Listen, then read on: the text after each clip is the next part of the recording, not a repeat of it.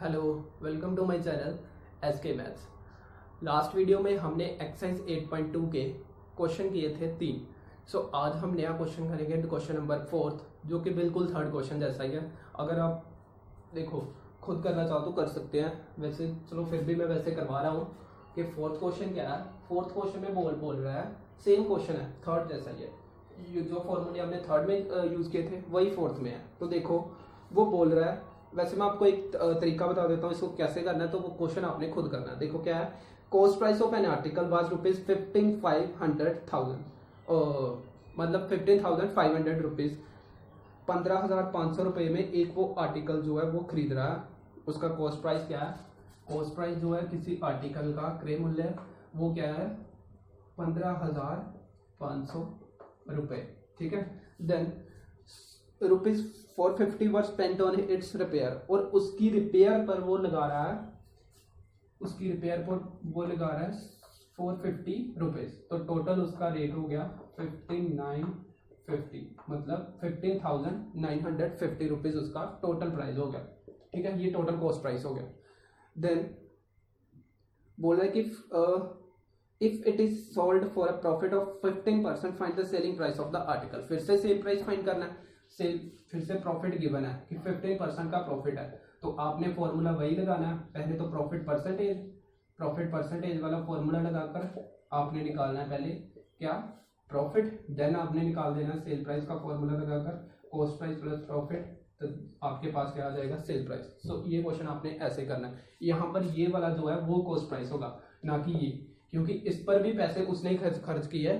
पहले 15,500 में उसने लिया, फिर उसकी रिपेयर पर 450 रुपये लगा दिए। ठीक है, देन उसको पड़ा कितने में, फिर 15,950 रुपये में। तो ये उसका कॉस्ट प्राइस है। ठीक है, प्रॉफिट तो प्रॉफिट ही है, 15% ही है। ठीक है, ये क्वेश्चन का तरीका था आपको करने का। तो देखो नेक्स्ट क्वेश्चन हम करते हैं, जो कि वेरी इंपॉर्टेंट क्वेश्चन है, फिफ्थ क्वेश्चन है। मतलब ज्यादातर आ जाता है ये एग्जाम में क्वेश्चन कि a VCR and a TV were bought for rupees 8,000 each. The shopkeeper made a loss of 4% on the VCR and a profit of 8% on the TV. Find the gain or loss percentage on the whole transaction. वो बोल रहा है कि एक VCR और एक TV है, दोनों वो 8,000 रुपये में बेचता है। VCR and was bought, खरीदा उसने। So cost price of VCR is equal to 8,000 and cost price of TV वो भी क्या है 8,000। ठीक है, दोनों का जो क्रय मूल्य है, मतलब खरीदा जो उसने, वो कितने में है, दोनों को VCR और TV को ईच का जो मूल्य है वो कितना है 8,000 रुपीज। ठीक है, 8,000 रुपये। तो the shopkeeper made loss of 4% on the VCR and a profit of 8% on the TV। क्या कह रहा है कि loss on VCR is equal to 4%, हाँ, and profit on TV is equal to 8%। ठीक है, ये क्वेश्चन गिवन जो स्टेटमेंट है, फाइंड द गेन और loss percentage on the whole transaction. जो भी उसने किया उसका हमने पूरे का पूरा का, मतलब VCR TV जो भी उसने किया कि कितना प्रॉफिट लॉस है, दोनों पर जो हमने मिलाकर उसको अगर वो बेचता है तो उसे कितने रुपए जो है वो प्रॉफिट या लॉस हुआ है। ठीक है, ये निकालने के लिए हमें क्या करना पड़ेगा, हमारे पास सेल प्राइस नहीं है तो पहले तो सेल प्राइस निकालना पड़ेगा। कॉस्ट प्राइस तो है बट सेल प्राइस निकालना पड़ेगा। सेल प्राइस निकालने के लिए हमारे पास फॉर्मूला है, देखो जो पिछले फॉर्मूले हमने यूज किया है वही आपने याद रखना है। ठीक है, तो पहले VCR का हम सॉल्व कर लेते हैं केस, उसका सेल प्राइस निकाल देते हैं। तो सेल प्राइस VCR के लिए, ये मैं केस फर्स्ट बोल देता हूँ इसे, केस फर्स्ट फॉर VCR के लिए। ठीक है, तो VCR के लिए हमारे पास जो कॉस्ट प्राइस है वो कितना है 8,000। ठीक है, एंड जो उसको लॉस हुआ है ना, तो L परसेंटेज जो है वो कितना है, लॉस परसेंटेज 4।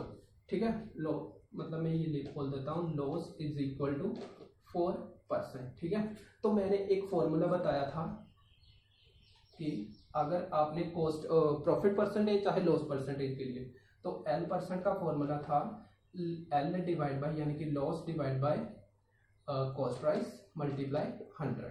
ठीक है, तो देखो अब लॉस परसेंटेज कितना है 4, लॉस कितना, लॉस नहीं हमें पता, लॉस निकालना है, divide by cost price, cost price कितना है देखो ये रहने दो, सीधा ही क्वेश्चन है, मतलब एक हमारे पास जो फॉर्मूला है वो सीधे सीधा ही है, सेल प्राइस निकालने का फॉर्मूला सीधा ही है, बिल्कुल सीधा। देखो क्या है कि sale price is equal to cost price multiply 100 plus profit percentage divide by 100। ठीक है, ये फॉर्मूला नहीं यहाँ पर लॉस हुआ है ना, तो लॉस लिखना है, वीसीआर वाले में लॉस लिखना है, 100 माइनस लॉस परसेंटेज। ये फॉर्मूला सेल प्राइस निकालने का सीधा, कोई ज़्यादा झंझट नहीं है, सीधा सेल प्राइस आप इस तरीके से भी निकाल सकते हो।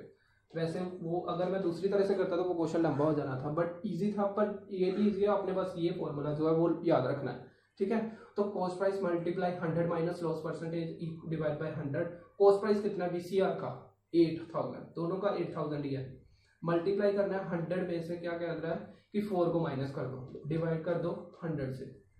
ठीक है, तो ये 0 के 0 पहले तो कैंसिल आउट हो गए, ऊपर बच गया 80, 100 माइनस 4 96, मतलब दोनों को मल्टीप्लाई करो तो ये आपके पास आ जाएगा 876 8, मतलब 7680 रुपीज़ किसका हो गया सेल प्राइस ऑफ वीसीआर का। देन आपके पास आएगा केस नंबर 2, केस नंबर 2 क्या है for TV.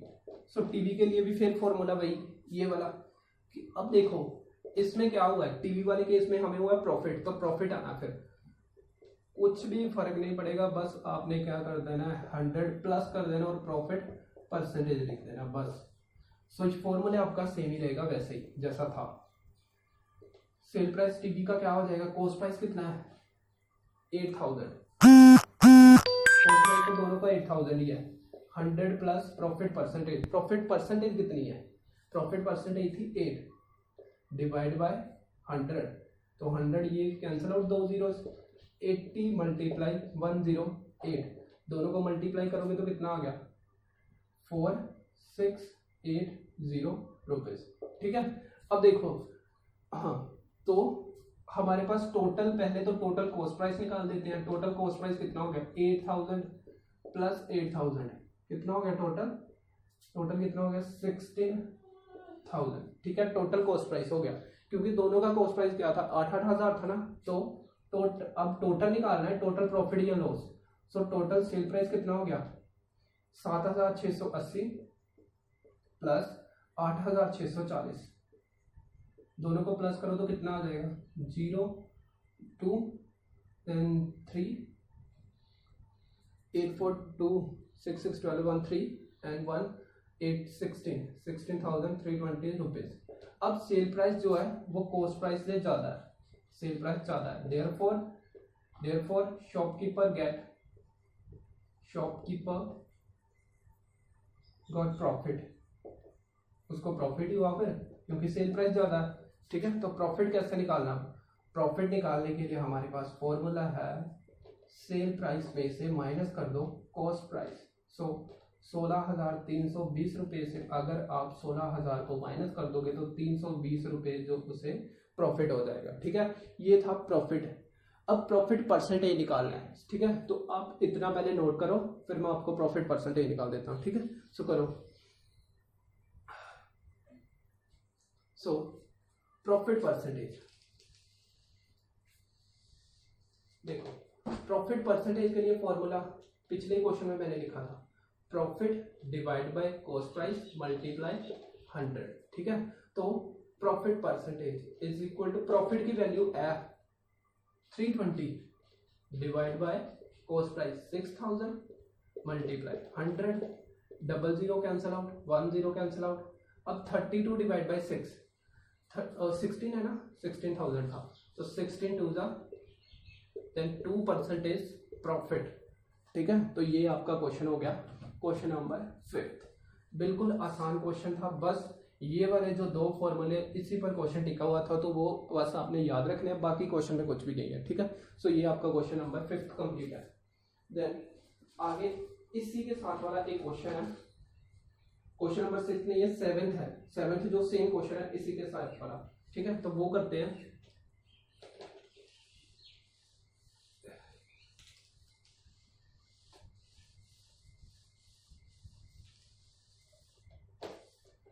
So 7th question बोल रहा हूँ।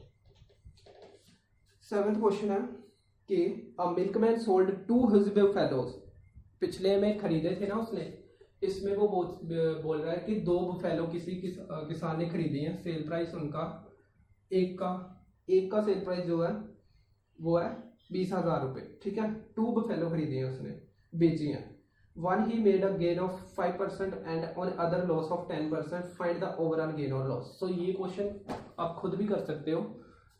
उसने बोला है कि यहाँ पर हमारे पास सेल प्राइस गिवन है बस। तो देखो बोल रहा है कि मतलब क्वेश्चन की स्टेटमेंट क्या है कि एक बंदा जिसने 2 बुफेलोज खरीदी है, ठीक है। 2 बुफेलो खरीदी है, दोनों का जो रेट है वो 20,000 है ईच का, ठीक है।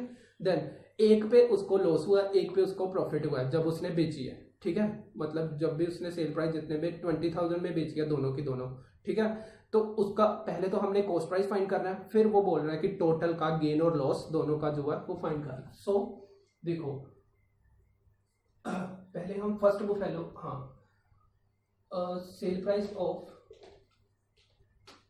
बुफेलो 1, बुफेलो 1 वैसे ही नाम दे देता हूं मैं, बुफेलो 1 इज इक्वल टू 20,000, ठीक है।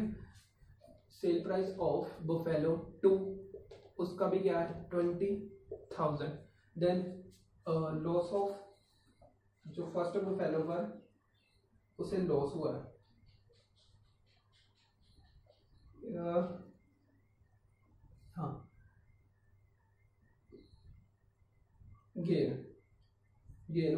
गेन 5% एंड दूसरी पर उसे लॉस हुआ 10%। गेन का मतलब प्रॉफिट परसेंटेज, गेन और प्रॉफिट में कंफ्यूज मत हो ना। गेन का मतलब प्रॉफिट परसेंटेज ही है। गेन परसेंट ऑन B1 लिख दो, बुफेलो 1, B1 मतलब बुफेलो 1, ठीक है। कितना हुआ 4% gain, 5% gain and loss percent कितना हुआ उसे ऑन B2, बुफेलो 2 जो उसने जब बेची तो उस पर उसको जो लॉस हुआ वो कितना हुआ 10%, यस 10%। तो आपने क्या निकालना है, पहले तो दोनों का कॉस्ट प्राइस, पहले में सेल प्राइस था, इसमें अपने cost price. So case 1 buffalo 1, ठीक है। इसमें क्या करना है, वही फॉर्मूला कॉस्ट प्राइस वाला, सीधे फॉर्मूला लगाओ। Cost price is equal to, वहां पर हमारे पास फॉर्मूला था सेल प्राइस का, अब यहाँ पर क्या है कॉस्ट प्राइस का। तो कॉस्ट प्राइस के लिए फॉर्मूला है sale price 100 divide by multiply sale price divide by 100। अगर प्रॉफिट है तो प्लस, अगर लॉस है तो प्रॉफिट है ना पहले पर, तो प्रॉफिट परसेंटेज या गेन परसेंटेज जो भी है, ठीक है। तो ये फॉर्मूला है, ठीक है। सो कॉस्ट प्राइस क्या आएगा 100 divide by 100 plus profit percentage कितना है 5 मल्टीप्लाई सेल प्राइस कितना है, सेल प्राइस है 20,000, ठीक है। देन ये 100 मल्टीप्लाई 20,000 डिवाइड बाय 105। अब आपने क्या करना है 105 को 20,000 पर डिवाइड करके देखो कितना आता है। सो करो, ये देखो पहले तो ये 5 के टेबल पर चला जाएगा, कहाँ पर 2 5 10 एंड 2 1, ठीक है। तो ये 20, ठीक है 20। देन तो पॉइंट में आंसर आएगा इसका। तो क्या आएगा, पहले तो पूरा क्या बन गया ये 4 लाख, नहीं 4 लाख बन गया। 4 2 2 4 और 0 कितने 1 2 3 4 5, 1 2 3 4 5 जीरोस है, तो 4 लाख बन गया, ठीक है। डिवाइड बाय 21, ये ऐसे ही रहने दो, ये कॉस्ट प्राइस हो गया पहले का, ठीक है। देन बुफेलो 2 की बात करते हैं। बुफेलो 2 केस 2 में आएगा बुफेलो 2 में क्या है, केस 2 में बुफेलो 2 में क्या आएगा, फिर से cost price is equal to किसका, यही फॉर्मूला 100 डिवाइड बाय, अब लॉस हुआ है तो 100 minus L percentage multiply sale price, तो 100 डिवाइड बाय 100 माइनस 10 किसके इक्वल, सेल प्राइस 20,000, तो क्या आ गया 100 डिवाइड बाय 90 मल्टीप्लाई 20,000, तो ये आ गया 0 से 0 कैंसिल आउट, आ गया 2, ये 0 2 4 एक 5 0 टोटल 1 2 3 4 5 0 होंगे डिवाइड बाय 9। ठीक है, ये आ गया दोनों, ये आ गया किसको कॉस्ट प्राइस ऑफ B2, दूसरी बुफेलो का कॉस्ट प्राइस। अगर आपने निकालना है दोनों का, ये 2 लाख हो गया ना total, then cost price of 2 buffalo, दोनों का कॉस्ट प्राइस कितना हो जाएगा, बुफेलो 1 का कॉस्ट प्राइस प्लस B2 का कॉस्ट प्राइस। ठीक है, मतलब बुफेलो 1 प्लस बुफेलो 2 का कॉस्ट प्राइस कितना है, पहली का है 4 लाख डिवाइड बाय 21 प्लस फिर आगे 2 लाख डिवाइड बाय 9। अब इसको सोल्व कर लो, फिर 9 को 4 से 36 प्लस 21 42,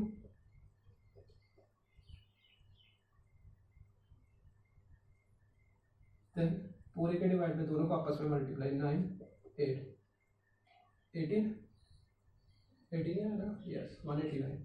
तो इन दोनों को प्लस करो। अब कैलकुलेशन थोड़ी सी लंबी है बट क्वेश्चन कैलकुलेशन तो आपको करनी पड़ेगी, फिर मैथ है तो कैलकुलेशन तो होगी भाई।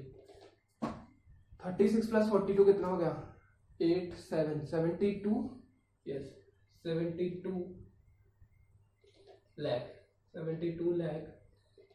Divide by 189। ठीक है, तो ये आ गया कॉस्ट प्राइस दोनों का। अब देखो डिवाइड करके देखते हैं कितना आंसर आता है। ये आ गया 3 पर कैंसिल आउट हो जाएगा, चलो इसको डिवाइड ही कर लेते हैं मैंने 189 को, फिर ऐसे चलता रहेगा। ठीक है, तो ये आपने नोट कर लिया होगा, बिल्कुल वैसा ही क्वेश्चन है पहले जैसा ही है, बस आपको कैलकुलेशन थोड़ी सी है। 72 को हम डिवाइड कर लेते हैं, कितना आता है 189 पर। ठीक है, तो 189 6 पर जाएगा पहले तो 6 9 4 5 6 8 45, 6 9 54 एंड 6 8 48। सॉरी यहाँ पर ना कैलकुलेशन में थोड़ी सी गड़बड़ हो गई थी, तो हमारे पास क्या था, ये केस 2 था, बुफेलो 2 का कॉस्ट प्राइस था। देखो ये इन दोनों को प्लस करके मैंने 72 लिख दिया था, बट यहाँ पर क्या आएगा 36 प्लस 42 है तो 78 आएगा ना, 78 लाख। अब डिवाइड करो 189 से। अब जब आप डिवाइड करोगे तो आपके पास जो आंसर है वो बन जाएगा 41,269.8 रुपीज़। जब आप इसको डिवाइड करोगे तो ये आपके पास आंसर बन जाएगा। ठीक है, सो ये देखो अब ये कॉस्ट प्राइस जो है दोनों का, कॉस्ट प्राइस ऑफ 2 वैल्यू क्या आ रहा है, कम ज़्यादा आ रहा है ना। तो अगर कॉस्ट प्राइस ज़्यादा हो सेल प्राइस से तो क्या होता है, loss. So loss on 2 buffalo, loss on 2 buffalo क्या आ जाएगा, 2 बुफेलोस क्या आ जाएगा, sale price minus cost price, cost price minus sale price, cost price minus sale price is equal to, cost price minus sale price कितना हो गया 41,269.8 minus 40,000। ठीक है, तो इन दोनों को अगर आप माइनस करोगे तो आपके पास आंसर आएगा 1269.8 रुपीज़। ये आपको हो गया लॉस। अब यहाँ पर हमने ये निकालना था। सो ये था 7th क्वेश्चन। ठीक है, तो आज के लिए बस इतना ही। ये क्वेश्चन आपके कंप्लीट हो गए हैं, बाकी जो बचे क्वेश्चन है वो अगली वीडियो में मैं डाल दूंगा। सो आज के लिए बस इतना ही। Okay, thank you.